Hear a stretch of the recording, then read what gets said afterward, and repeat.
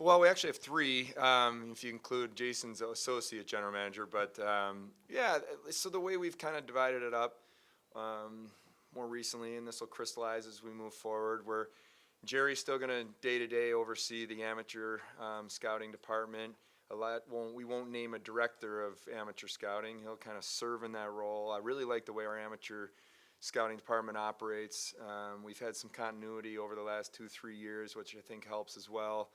And he'll add the pro into his day-to-day, be kind of sitting more on management meetings, roster discussions, that stuff. So that'll be added to his plate, but that won't really change in terms of the day-to-day from our scouting. I think Jeremiah Crow's done an excellent job on the pro, but I also think just Jerry's experience and knowledge of the players will help in that area. You still, with Mark Jakubowski, his role doesn't change at all. He really, from the CBA and contract negotiations, salary cap, all those things, internal administration with staff contracts, that's really where he's day-to-day in the lead. And then Jason Carmanos will continue to, be general manager of Rochester, oversee the player development, and be involved in everything, really. I mean, every scouting meeting we have, in his role, he's really involved in.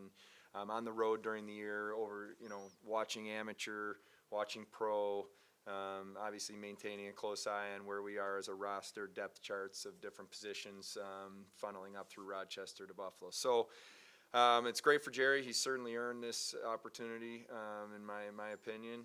But in terms of day-to-day, I don't think you'll see a ton change, just kind of some maybe inside structural differences. There's been some speculation / reporting the last couple of days suggesting that you're considering a buyout of Jeff Skinner. Wondering if that is a possibility or something you're considering, and where he fits in your plans moving forward. Yeah, I The mic closer to the mouth. I would just turn the mic more in your mouth. There you go. It was off to the side. Thank you. yeah. Better audio. So okay. Wait, what was the question? So with Jeff, there's been. Oh, yeah. Sorry.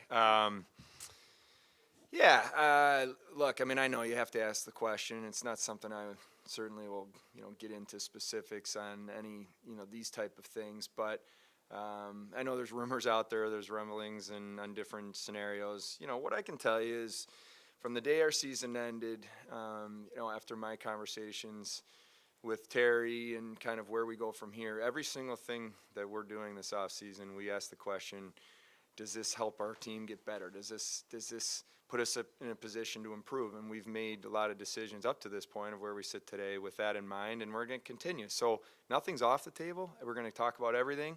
We're going to look at every scenario. But that's probably as far as I go on specifics right now. Kevin, how do you look at, it's widely known the Devils might want to be in the market trading their pick. It's widely known it's one of the options you guys have. But history has shown it's difficult for a variety of reasons for teams to trade a first-round pick. It doesn't happen very often. GMs are hesitant at times. How do you look at the comparison of the idea of taking a pick at 11 or potentially getting a deal? How difficult is it if you actually wanted to go down that road? Yeah, it's challenging. I mean, honestly, because it goes both ways. Pick 11 is a very valuable asset. We are going to get a good player with pick 11 if we stay in that position and make the pick. We're confident of that. These guys have worked all year to help us and be prepared for that pick. In saying that, I think you take in all the information. Where are you as an organization? What are your needs? Where's your prospect pool? Because if you are really thin, in terms of your depth of prospects, and you're sitting at pick 11, that even makes it more challenging of making a move. So if you have a deep prospect pool, which I believe we do, you're more open to moving that pick, but then it's still a valuable pick. You're going to get a good player. You have to be willing to weigh what are the options out there. Is it good enough to make that decision? In saying that now, I've told every team in the league that we are wide open to considering moving pick 11. We're wide open to consider anything, to be honest with you, prospects, if we think it's going to help our team. We're having those conversations right now. I've talked to every team around us that we're open to, hey, we'd even look to move up. That's not always easy to do, but I think we have the assets to do that. We're very open to moving back. and depending how the draft slides and where guys are going. So all of that's on the table. These conversations have been going on for a few weeks. They'll certainly pick up steam here in the next week as we get closer to Vegas. But I guess that's how I weigh it. You take in all the information, and then you do where you look at where you are as a team. Going back to what I said to Lance, and if we think this makes us better, then we do it. You look at every scenario every year, obviously, but would it be accurate to say that given where you are as an organization, this is really the first time since you've been the GM that you're actually open to maybe trading that first pick?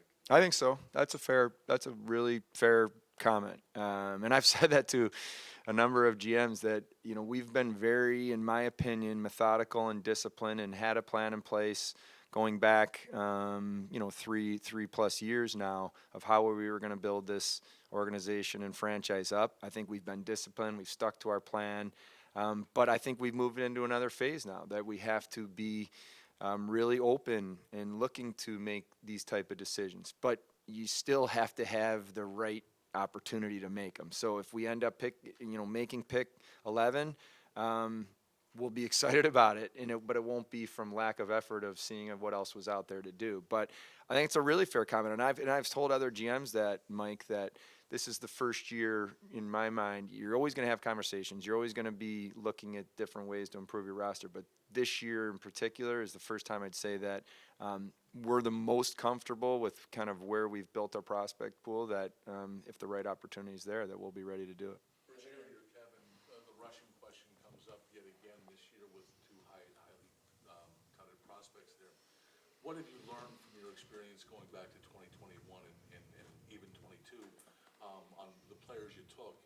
And has your philosophy changed at all when it comes to selecting a Russian player at this point? Yeah, I can let Jerry in a second jump in and specifically on this year's draft, but philosophically it hasn't changed, John. I think you have to slot the players where you believe they are on your list, from 1 to whatever the final number is. Take away geography, take away everything. You're putting it purely on projection. Then you're going to have to look at the variables. Some of that could be injury history, there could be contracts tied up in European. There's so many different variables. Certainly the Russian variable is real. What is your plan to develop them? Are you going to be able to get them over here? And we've seen it both ways. We've drafted some Russian players that we've been able to get over here pretty quick and get in our system, which is great. And we've drafted players like a Poltapov, who we knew was going to be years away based on the contract. So you weigh it.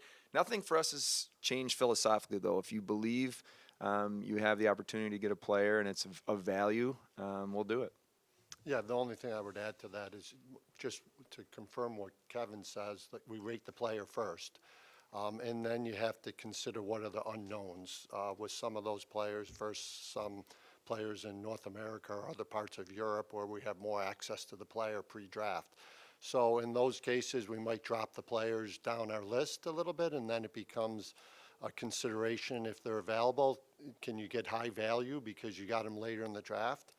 And then to your other part of the question, maybe what we've learned through this process the past few years, and I think we anticipated this would be the case. These players have a lot on their plate, and maybe some of their development has been stagnated because of that. Both having to come over and adapt and adjust to culture over here and to North American style of play, and then just not having exposure the past 2 or 3 years in any international tournaments and being challenged on playing best and best tournaments, and our development staff doesn't have their hands or as much direct contact with them. So I do think we're finding across the league their development has been slowed down a little bit compared to some other players. As far as the number 11 pick goes, I guess to both of you, just what do you see potentially available in that spot? Well, not unlike previous drafts, I think the top 4, 5, 6 players in the draft, I would assume across the league there's pretty good consensus on. I think this draft might be a little bit unique after that point when you get to maybe 6 to 15. I think there's a really wide spectrum of players and probably a lot of difference of opinions across the league on that group of players. So in past drafts, you could kind of tick off the top 10 or 11, and maybe only one of those players would be available to you at 11, 12, 13. It wouldn't shock me this year if, there could be 2 or 3 players that we have in our top 7 or 8 that are available at 11. I just think there's a little bit of a drop-off after 5, but then I think it's a deep group cluster of players after that. Yeah, and I think that's where, I've been really challenging Jerry and the rest of the scouts to say, got to get the list right. You have to order this right, and right meaning what we truly believe, because there's a lot of variables. Do we like move up or down, all those types of things. So that's why instead of just saying, okay, here's 2 or 3 players we think are probably in that range of who we're going to get, let's make sure we're really getting this order of our list accurate, so we're prepared for any situation. Kevin, a few of your younger players are going to be eligible for extensions July 1st.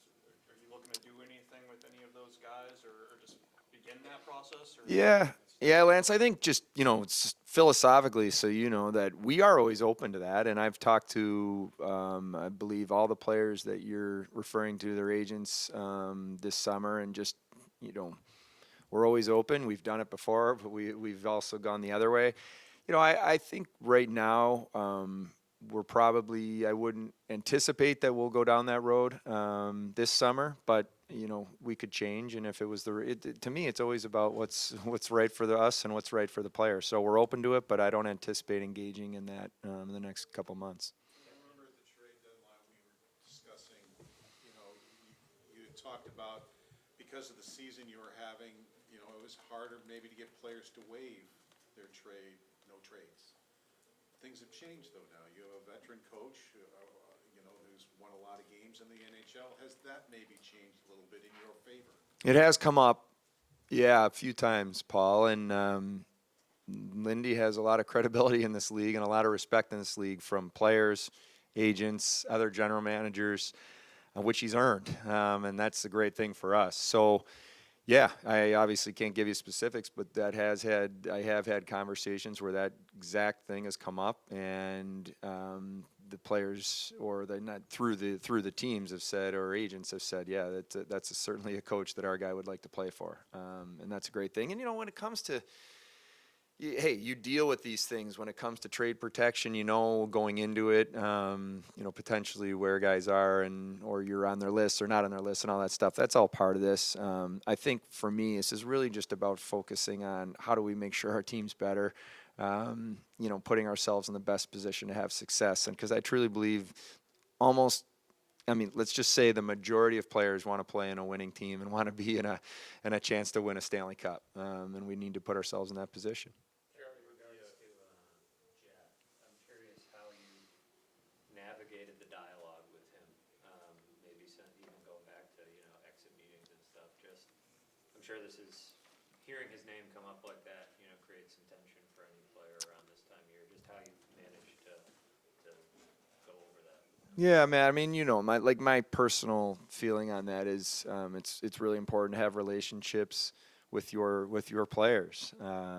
Make sure they bigger than hockey. You're just getting to know them as people. You're building relationships so that when and if you need to have challenging conversations, you're able to do that on an honest way, back and forth.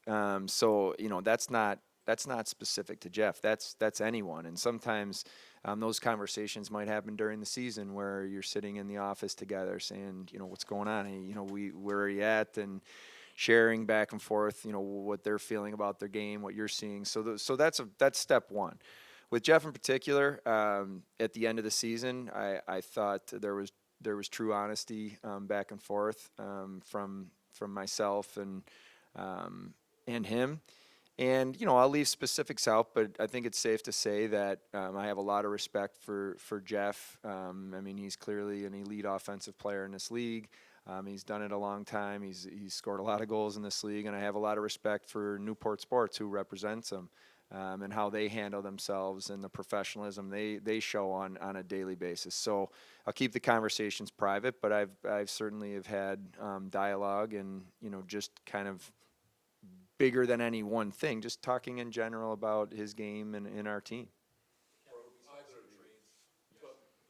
We saw some trades going down yesterday. I know you're always active in these talks and talking with everybody. How directly active have you been leading up to the draft? And I know it's gonna be busy at draft time, but. Busiest time of the year. It's awesome. I love this time of year for a couple reasons. Well, 4 reasons. The draft's great. That is such an exciting time for a franchise when you've put so much work by the amateur staff, into what happens next week and bringing in a new set of prospects into your system. And I really, I put a lot of trust and thought into Jerry and the staff, and then I do a lot of work myself, making sure, through the combine and all of that. Another reason is because of the conversations on a daily basis you're having with other teams' general manager. Every single day on the phone from morning till night.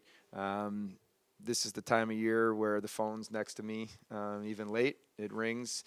I've gotten in a habit with our really nice warm weather of going on walks late, talking on the phone. And if you see me in the bike path in Clarence at 10 o'clock at night, then I'm working.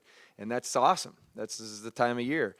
Another reason is because you're working on your own contracts internally that you're trying to work towards. So your constant dialogue with the agents, in going through all different scenarios and how you get those done. And the last is you're preparing for potential free agents that could become available July 1.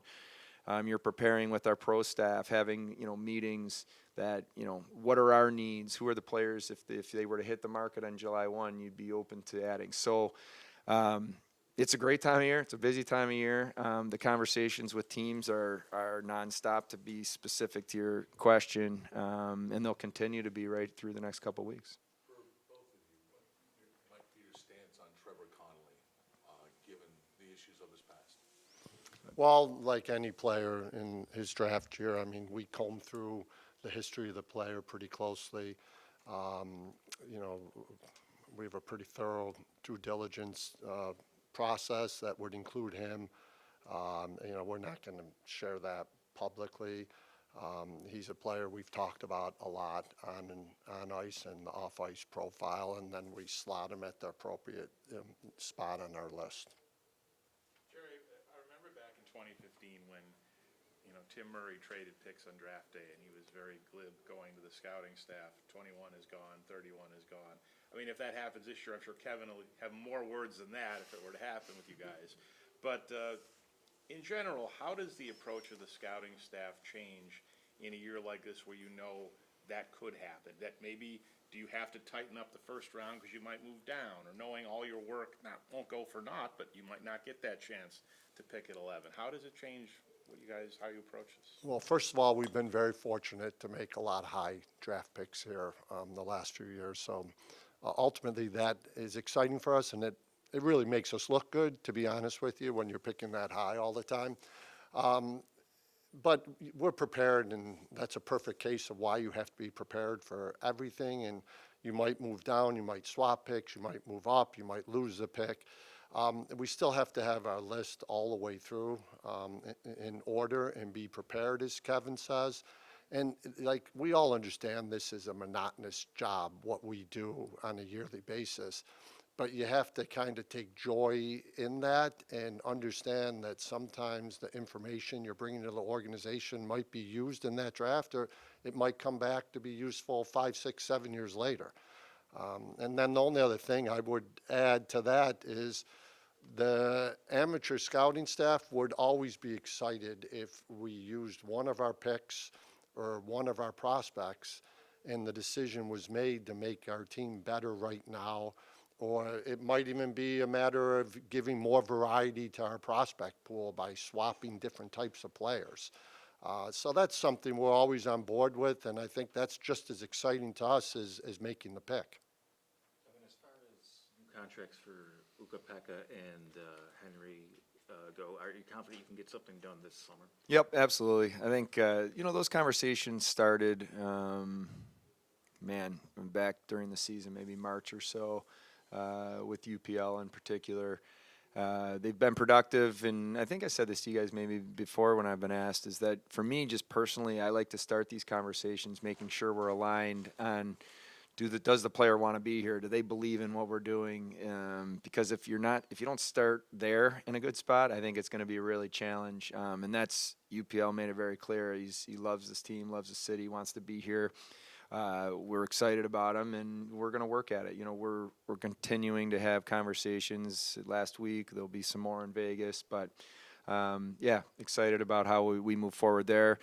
Henry has a new agency, which does change just in terms of when you have to pick up and start over again to some extent, which has been totally fine. Had productive conversation at the Combine with J.P. Barry, who now represents Henry, and then Peyton Krebs as well. His agent was in our office during the Combine week talking about Peyton's situation, and we're going to get together again in Vegas. So no concern. These are three important players for us. I mean, he's had so many different types of roles. Does he fit his role? Does he not? I mean, where are you with him as a player right now? Well, I can give you a couple things that I think stand out to me, and with Peyton in particular. First of all, he's still a young player. We forget that because he has been here now a while since the Eichel trade, and he's kind of still finding his way to some extent. That most young players go through that process. But when I asked him about his season at the end of the year at the exit meeting, and the first thing he said to me was, I truly believe I can be a really good 200-foot two-way centerman in this league, and I'm still working and I'm getting better. But that was a little bit of a shift. When he first got here, there was so much emphasis on offense, and he had always been an offensive player, and which is normal, by the way. Most first-round pick centermen are usually talented offensive players, and that doesn't mean that we don't think he has still a chance to become a really good offensive player.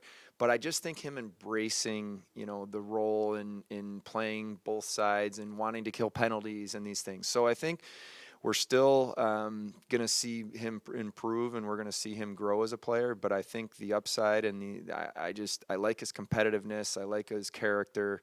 And I like now that his mature mindset of different ways to succeed in this league and not just an offensive side. So that to me was a telling statement, and I'm excited about it. It's kind of crazy to think the season is still going on. You have personal connections to the final, and you have draft considerations, so we know who you want to see win the thing. But in general, just what are your takeaways so far, and what are your thoughts on the Panthers? No matter if they choke this away or win it, you're chasing them. They've been in the final 2 years in a row out of your division. Just what kind of takeaways do you have the way they've gone through the playoffs? Yeah, I think I study. It's no secret. I mean, we all do this. There's a lot of copycat that goes on in this league. I certainly study other teams' rosters. I study how teams were put together, how they structure contracts. I think Florida's done a phenomenal job in terms of using no state tax to their benefit. That certainly helps in building a roster and just getting players to be open to doing, certain contracts that maybe they wouldn't be willing to do somewhere. And they've backed it up with having a great team and a great coach who I know very well. So they're a kind of what I would say a model across the league right now in terms of the way they play. They're hard to play against. They're offensive, but they can also play defensively. And, so all that is pretty impressive. And you don't go to the finals 2 years in a row by accident. Just from a personal standpoint, if you go back to 2006, the year I was fortunate enough to win the Cup in Carolina, we lost Game 5 at home in overtime with a chance to win. And I do remember specifically getting on that plane and flying to Edmonton, and it was tough. So the emotions that you go through, the ups and downs to become a Stanley Cup champion are real. And they're in it right now. But if I was, if you look at their team, it's impressive. And what I've talked to our management group about, I've talked to Lindy about a lot over the last few weeks is, how do you take the best, let's call it best practices of certain organizations and things you're seeing, but how do we make it authentic to the Buffalo Sabres, and how do we do it our way?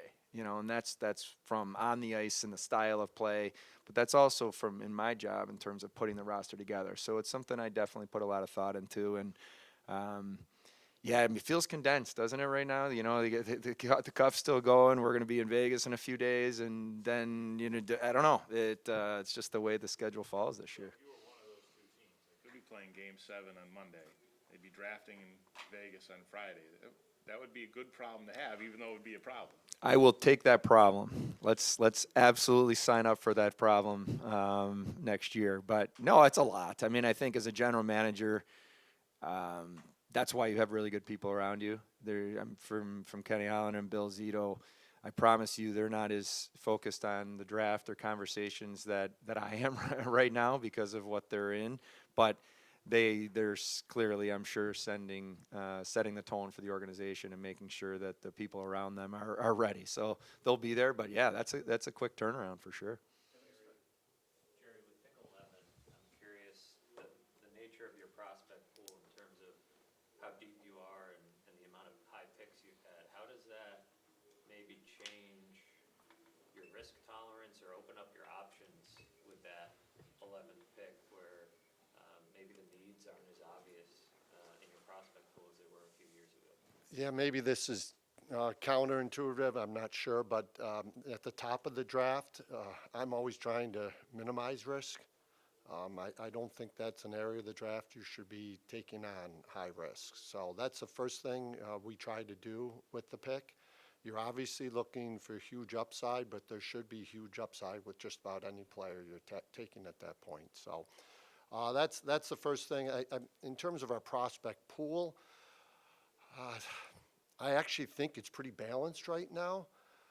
And I actually think the top 15 in the draft is pretty balanced this year with forward and D. So I don't think we'll be giving a higher preference to any specific position, even more so than any other year. We'll be taking the best player available.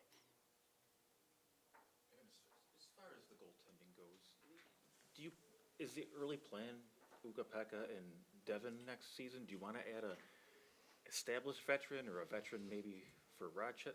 I guess what's the plan right now? Yeah, well, I think if I go back to what I've said before, I think we really like the position we're in with having, UPL and Devin Levi as still young, developing goaltenders, guys we think are going to continue to grow and get better, that are extremely talented and hardworking and character people. So that's a good place to start.